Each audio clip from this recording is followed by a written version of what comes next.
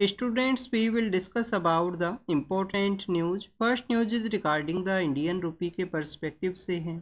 Indian rupee का जो value है वो डिक्लाइन हुआ है यूएस डॉलर के कंपैरिजन के अंदर में। अर्लियर फेज के अंदर एक 87 रुपीज़ का जो वैल्यू हुआ करता था उसको भी यहाँ पे ब्रीच है वो किया गया। स्टूडेंट, जब भी इंडियन रूपी का जो वैल्यू के अंदर डेप्रिसिएशन हुआ करता है तो ये हमारी इकोनॉमी को किस तरीके से इम्पैक्ट करेगा, इसके रिगार्डिंग में आपको यूपीएससी के एग्ज़ाम के अंदर में जो क्वेश्चन है वो पूछे जा सकते हैं।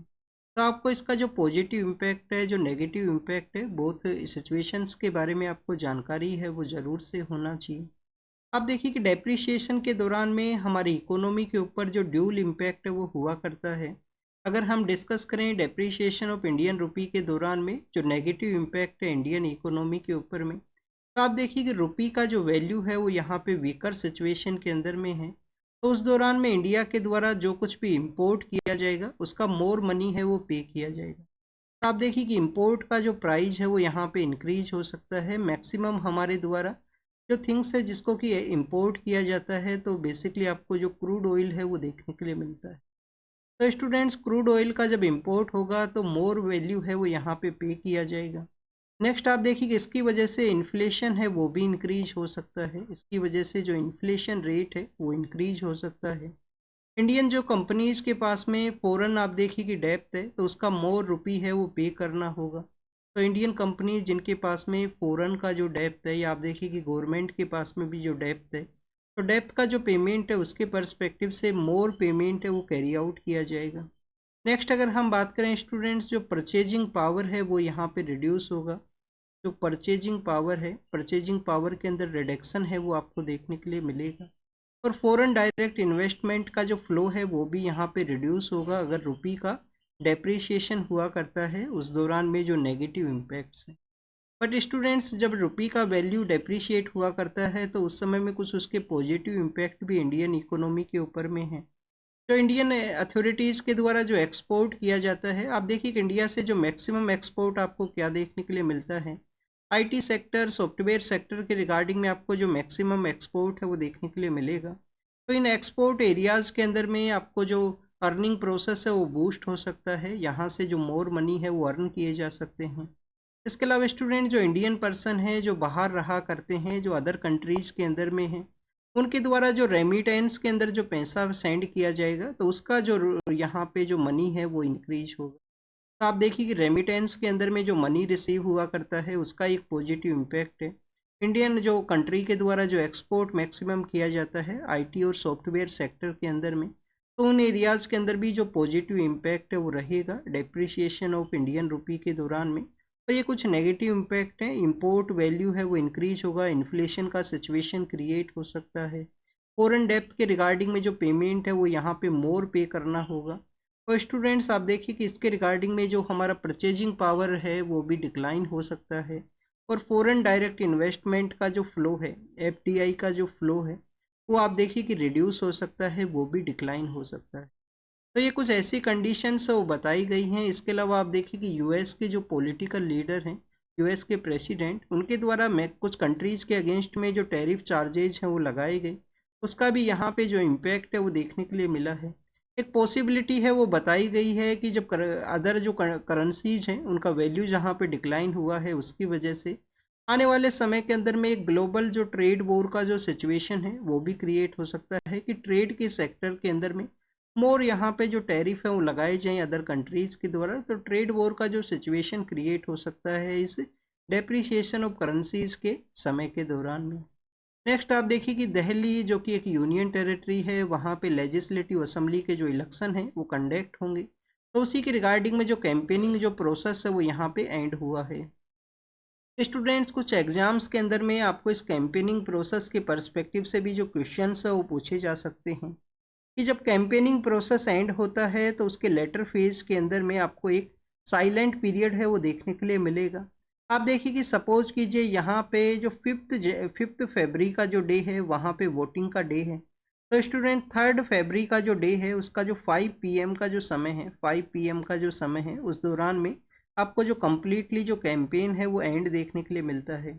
तो स्टूडेंट्स 5 PM 3 फरवरी से लेकर जो यहाँ पे वोटिंग का जो प्रोसेस जब तक कंप्लीट नहीं होता है, तो उस दौरान में आपको जो पीरियड हुआ करता है उसको साइलेंट पीरियड कहा करते हैं। कुछ एग्जाम्स के अंदर में क्वेश्चन पूछ लिया जाएगा कि कितने समय का ये साइलेंट पीरियड है वो हुआ करता है वोटिंग का जो प्रोसेस एंड होता है उससे पहले। तो आपको देखिए कि अराउंड द 48 आवर्स के अराउंड का ये जो समय देखने के लिए मिलता है, जिस दौरान में किसी भी तरीके का इलेक्ट्रॉनिक वे के अंदर में जो प्रचार है वो नहीं किया जा सकता।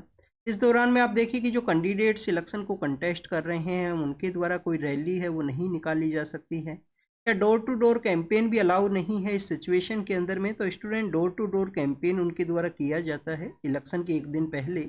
आप देखिए कि वोटर्स से वो रिक्वेस्ट करेंगे कि उनको वोटिंग है वो कैरी आउट किया जाए, बट आप देखिए कि किसी भी तरीके से इस दौरान में जो कैंपेनिंग का जो प्रोसेस है, जो आप इलेक्ट्रॉनिक इक्विपमेंट्स को यूज किया जाए, जो अपना आप देखिए कि प्रचार किया जाए, वो सब यहाँ पे जो एंड है वो हुआ करता है। तो ये इलेक्शन प्रोसेस के बारे में हमने डिस्कस किया। नेक्स्ट आप देखिए कि कुंभ मेला के बारे में है, इंटेंजिबल कल्चरल हेरिटेज लिस्ट के अंदर भी है इंडिया के पर्सपेक्टिव से।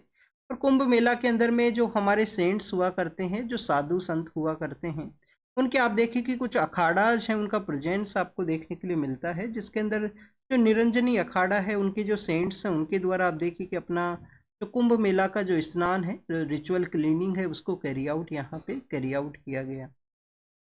राजस्थान स्टेट गवर्नमेंट के द्वारा वहाँ पे लेजिस्लेटिव असेंबली के अंदर में एंटी जो कन्वर्जन जो बिल है उसको टेबल किया गया है लेजिस्लेटिव असेंबली के अंदर में। तो आप देखिए कि इस एंटी जो कन्वर्जन बिल है उसके रिगार्डिंग में हम यहाँ पे डिस्कस करेंगे। स्टूडेंट, जब भी फोर्सफुली जो कन्वर्जन है इंडिया के अंदर में, फोर्सफुली जो कन्वर्जन है वो नहीं अलाउ है। आर्टिकल जो 25 है, आर्टिकल 25 के अंदर में आप देखिए कि काफ़ी कुछ हमारा जो रिलीजियस प्रैक्टिस है उसके रिगार्डिंग में मेंशन किया गया है, जो कि एक फंडामेंटल राइट है। राइट टू प्रोपेस है, प्रैक्टिस है, प्रोपोगेशन है, उसका जो राइट है वो यहाँ पे प्रोवाइड किया गया है आर्टिकल 25 के अंडर में। बट स्टूडेंट्स, अगर यहाँ पे फोर्सफुली वे के अंदर में किसी पर्सन को कन्वर्ट किया जाता है, उसका रिलीजियस कन्वर्जन किया जाता है, तो वो अलाउ नहीं है इंडिया के अंदर में। बट वॉलेंट्री बेसिस पे कोई पर्सन अगर किसी अदर रिलीजन को अडोप्ट करना चाहिए, उसका अपना जो रिलीजन को कन्वर्ट करना चाहिए, तो आप देखिए कि वो बेसिकली जो अलाउ है वो किया गया है। अब स्टूडेंट, जो कन्वर्जन जो लॉज हैं वो यूनियन गवर्नमेंट के अंडर में नहीं हुआ करते हैं, ये आपको स्टेट गवर्नमेंट के अंडर में देखने के लिए मिलेगा। आप देखिए कि इसके अर्लियर फेज के अंदर में 1954-55 के समय हमारे पार्लियामेंट के अंदर में एक प्राइवेट मेंबर बिल है वो लाया गया था कन्वर्जन को रोकने के पर्सपेक्टिव से। फिर उसके लेटर फेज के अंदर में 2015 के समय गवर्नमेंट के द्वारा जो ड्राफ्ट लॉ है उसके रिगार्डिंग में कहा गया कि आप देखिए कि पार्लियामेंट को जो अथॉरिटी है वो नहीं है, ये स्टेट डोमेन का ये सब्जेक्ट है, स्टेट गवर्नमेंट्स के द्वारा इसके पर्सपेक्टिव से डील किया जाए। तो एंटी कन्वर्जन लॉ के बारे में था। यहाँ पे किसी भी पर्सन को अपना रिलीजन को अगर कन्वर्ट करना है, कन्वर्जन को कैरी आउट करना है, तो 60 डेज का एडवांस उनके द्वारा जो एप्लीकेशन है वो फाइल किया जाएगा लोकल जो डिस्ट्रिक्ट मजिस्ट्रेट हैं उनको। और फिर डीएम के आप देखिए कि 60 डेज के बाद में उनका फोर्सफुली नहीं है, कोई फ्रॉड वे के अंदर तो कैरी आउट नहीं किया गया है, तो उसी के बेसिस पे उनका फिर कन्वर्जन है उसको अलाउ किया जाएगा। कुछ पनिशमेंट है उसको यहाँ पे इंक्रीज किया गया। तो ये कुछ हमने कन्वर्जन के पर्सपेक्टिव से डिस्कस किया गया था। अब आप देखिए कि जब भी हम कन्वर्जन के पर्सपेक्टिव से डिस्कस करते हैं अदर रिलीजन्स को जो प्रोपोगेट करने के ही रिगार्डिंग में, आप देखिए कि जब आप 1813 का जब एक्ट के बारे में रीड करते हो, गवर्नमेंट ऑफ इंडिया एक्ट या जो चार्टर एक्ट्स हुआ करते थे, तो 1813 का जो चार्टर एक्ट है उसके अंदर क्रिश्चियन मिशनरीज हैं उनको अलाउ किया गया था। क्रिश्चियन मिशनरीज आप देखिए कि एजुकेशन के पर्पज़ से, सोशल एक्टिविटीज़ के पर्पज़ से उनको अलाउ किया गया। बट उसके रिगार्डिंग में एक एलिगेशंस ये भी लगाए जाते हैं उस दौरान में कि आप देखिए कि उस दौरान में हमारे यहाँ पे जो सोशल रिफॉर्म्स मूवमेंट है, जो सोशल रिफॉर्म मूवमेंट है, उनका प्रेजेंस देखने के लिए मिलेगा। 1814 के समय आत्मीय सभा हुआ करती थी। गिफ्ट टू मोनोथिज्म का जो किताब है वो राजा राम मोहन राय के द्वारा लिखा गया था उस समय में। तो क्या है वहाँ पे आप देखिए कि जो हमारे एजुकेटेड इंडियंस हैं, जो हमारे एजुकेटेड इंडियंस हैं जिनको कि हमारी सोसाइटी के अंदर में काफ़ी सारी एविल प्रैक्टिस देखने के लिए मिलती हैं, क्या उनको जो लिबरल रिलीजन है, जो क्रिश्चियनिटी है, उसके पर्सपेक्टिव से अट्रैक्ट करने का कोशिश किया गया था वहाँ पे 1813 के उस लॉ के थ्रू में। तो आप देखिए कि काफ़ी बार इस तरीके का डिस्कशन आपको देखने के लिए मिलेगा कि क्रिश्चियन मिशनरीज को अलाउ इसी वजह से किया गया था कि जो एजुकेटेड इंडियंस हैं, एजुकेशन को तो प्रमोट करना ही है, साथ साथ जो एजुकेटेड इंडियंस हैं जो उनको यहाँ पे जो अट्रैक्ट है वो किया जा सके। तो ये बेसिकली कन्वर्जन के बारे में आर्टिकल 25 है, इन सभी के पर्सपेक्टिव से हमने यहाँ पे डिस्कस किया। नेक्स्ट आप देखिए कि एक एस्ट्रॉइड है बेनू। बेनू एस्ट्रॉइड है जो कि अर्थ के नियर बाई एरिया के अंदर सिचुएटेड है। तो वहाँ से कुछ सैंपल्स है वो कलेक्ट किए गए थे। सैंपल्स कलेक्ट किए गए थे स्टूडेंट्स एक ओसिरिस रेक्स नाम से एक स्पेस क्राफ्ट है उसके द्वारा। 2019-20 के समय में इस स्पेस क्राफ्ट के द्वारा सैंपल्स को कलेक्ट किया गया। फिर आप देखिए कि पैरासूट के साथ में ये कनेक्टेड था, तो उस कैप्सूल को जो पैरासूट के थ्रू में यूएस का जो वेस्टर्न पार्ट है वहाँ पे उतेहा जो डेजर्ट है जो कि एक सैलाइन डेजर्ट है, जो सोल्टी डेजर्ट आप बोल सकते हो, वहाँ पे आप देखिए कि ये जो एयरक्राफ्ट का जो कैप्सूल एरिया है वो लैंड करता है। वहाँ से सैंपल्स को कलेक्ट किया गया और सैंपल्स का स्टडी के अंदर हमें बताया गया है कि लाइफ बिल्डिंग जो ब्लॉक्स हैं उनका प्रेजेंस है उस एस्ट्रॉइड एरिया के अंदर में। स्टूडेंट्स अब आपके लिए यहाँ पे एक होमवर्क है। होमवर्क आपके लिए ये है कि जो एस्ट्रॉइड्स जो हुआ करते हैं, एस्ट्रॉइड आप देखिए कि कहाँ पे एस्ट्रॉइड बेल्ट हुआ करती है हमारे सिस्टम के अंदर में, सोलार सिस्टम के अंदर में, वो कहाँ पे प्रेजेंट है। क्या हमारा जो जुपिटर और मार्स का जो एरिया है उसके मिडिल पार्ट के अंदर में आपको जो एस्ट्रॉइड बेल्ट है वो देखने के लिए मिलेगा। तो ये आप जरूर से कमेंट सेक्शन के अंदर बताना, ये आपका होमवर्क है एस्ट्रॉइड बेल्ट के रिगार्डिंग में। बेनू नाम का जो एस्ट्रॉइड है जहाँ जो अर्थ के नियर बाई एरिया के अंदर सिचुएटेड है, उसके वहाँ से आप देखिए कि सैंपल्स उनको कलेक्ट किया गया था और ओसिरिस जो रेक्स नाम से एक स्पेस क्राफ्ट है उसके थ्रू में। नेक्स्ट अगर हम बात करें स्टूडेंट्स बजट के पर्सपेक्टिव से हैं, बजट के अंदर में हमारा जो मैरीटाइम सिक्योरिटी का एरिया है, मैरीटाइम एरिया है, उसके रिगार्डिंग में यहाँ पे डिस्कस किया गया। स्टूडेंट्स इस एडिटोरियल को आप देखिए कि कहाँ पे आप यूटिलाइज कर सकते हो यूपीएससी एग्जामिनेशन के अंदर में। जीएस पेपर 3 के अंदर में आपसे क्वेश्चन है वो पूछे जा सकते हैं। मैरीटाइम एरिया के रिगार्डिंग में भी क्वेश्चन हो सकते हैं कि मैरीटाइम सिक्योरिटी के पर्सपेक्टिव से वहाँ पे डेवलपमेंट को कैरी आउट करने के रिगार्डिंग में गवर्नमेंट के द्वारा क्या इनिशिएटिव्स हैं वो लिए गए हैं। स्टूडेंट्स अब देखिए कि यहाँ पे डिस्कस यही किया गया कि जो मैरीटाइम का जो सेक्टर है वो अर्लियर फेज के अंदर एक नेग्लेक्टेड सेक्टर था, बट हमारी गवर्नमेंट के द्वारा सागरमाला जो है, सागरमाला आप देखिए कि जो इनिशिएटिव है उसको लॉन्च किया गया। सागरमाला इनिशिएटिव के थ्रू जो नंबर ऑफ प्रोजेक्ट्स हैं वो भी यहाँ पे जो इंक्रीज है वो हुए हैं। अब टोटल नंबर ऑफ प्रोजेक्ट्स के अंदर हम डिस्कस करें सागरमाला इनिशिएटिव के, दो आप देखिए कि कुछ कंपोनेंट्स हैं उसी के थ्रू यहाँ पे कैरी आउट किया गया है कि 50% हमारे जो पोर्ट्स हैं, अभी प्रेजेंट समय में अगर हम डिस्कस करें तो आप देखिए कि आपको 12 मेजर पोर्ट हैं वो देखने के लिए मिलेंगे। और जो हमारे मेजर पोर्ट्स हैं वो किसके अंडर में हैं, सेंट्रल गवर्नमेंट के अंडर में। स्टूडेंट 6 मेजर पोर्ट हैं वो तो वेस्टर्न कोस्ट के ऊपर में है, 6 मेजर जो पोर्ट हैं वो ईस्टर्न कोस्ट के ऊपर सिचुएटेड हैं। तो ये तो मेजर पोर्ट्स के बारे में हुआ। तो आप देखिए कि हमारे जो पोर्ट्स हैं उनको मॉडर्नाइज करना है, मेजर जो पोर्ट्स हैं उनको यहाँ पे मॉडर्नाइज करना है। तो 50% आपको जो टोटल नंबर ऑफ प्रोजेक्ट्स हैं सागरमाला के अंडर में वो आपको पोर्ट्स मॉडर्नाइजेशन के पर्सपेक्टिव से देखने के लिए मिलेंगे, क्योंकि पोर्ट्स को मॉडर्न करना है, मॉडर्न जो डिमांड है उसको वो फुलफिल कर सकें। फिर स्टूडेंट्स आप देखिए कि आपको अराउंड द 35% के आसपास जो प्रोजेक्ट है वो पोर्ट का जो कनेक्टिविटी है, अब ये पोर्ट का कोई एरिया है उसका इनलैंड कनेक्टिविटी भी होना चाहिए। आउट का जो आप देखिए कि अदर पोर्ट्स हैं वर्ल्ड के उनके साथ में भी उसका कनेक्टिविटी होना चाहिए। तो स्टूडेंट 35% के आसपास जो प्रोजेक्ट है वो आपको किसके रिगार्डिंग में, पोर्ट मॉडर्नाइजेशन 50% है, पोर्ट का जो कनेक्टिविटी है वो 35 है। रेस्ट जो प्रोजेक्ट्स हैं वो आप देखिए कि जो वहाँ पे इंडस्ट्रियलाइजेशन है उसको बूस्ट करना है पोर्ट एरिया के अंदर में। और जो कोस्टल कम्युनिटी है उस पोर्ट के एरिया के अंदर में जो कोस्टल कम्युनिटी है उसको भी आप देखिए कि प्रमोट करना है, उनको भी बेसिक सर्विस है वो प्रोवाइड करना है। तो पोर्ट का इंडस्ट्रियलाइजेशन, पोर्ट का जो एरिया के अंदर में जो कम्युनिटी है कोस्टल कम्युनिटी का आप देखिए कि बेसिक सर्विस, उसके रिगार्डिंग में जो रेस्ट आपको अराउंड द डेट 15% के आसपास जो प्रोजेक्ट हैं वो उन दो एरियाज़ के अंदर देखने के लिए मिलते हैं। स्टूडेंट्स इंडियन इकोनॉमी आप देखिए कि कंटिन्यूस रिकवरी फेज के अंदर में है। कोविड-19 का जो इम्पैक्ट है उसके लेटर फेज के अंदर में हमारा यहाँ पे जो टारगेट है वो ये भी है कि हमारा जो एक्सपोर्ट है, एक्सपोर्ट को आप देखिए कि $2 ट्रिलियन है वो यहाँ पे इंक्रीज है वो किया जाए 2030 तक। $2 ट्रिलियन है वो अचीव किया जाए 2030 तक। हमारा आप देखिए कि जो मैरीटाइम है, जो शिपिंग का जो सेक्टर है वो स्टैग्नेशन है उसको फेस करता है। स्टैग्नेशन है वो आपको देखने के लिए मिलेगा इसके डेवलपमेंट के अंदर में। तो क्या यहाँ पे कैरी आउट करने का ज़रूरत है इस सेक्टर के अंदर में, जो बजटरी जो सपोर्ट प्रोवाइड किया गया है प्रेजेंट कुछ समय के अंदर में हमारे मैरीटाइम एरिया के रिगार्डिंग में। तो आप देखिए कि यहाँ पे हमें क्या कैरी आउट करना चाहिए। कैरी आउट करने का यही है कि जो लैक ऑफ कैपिटल है, लैक ऑफ कैपिटल हुआ करता है इस एरिया के अंदर में, तो वहाँ पे कैपिटल को प्रोवाइड किया जाए। हाई जो बोरोइंग कॉस्ट है उनको आप देखिए कि लोअर किया जाए।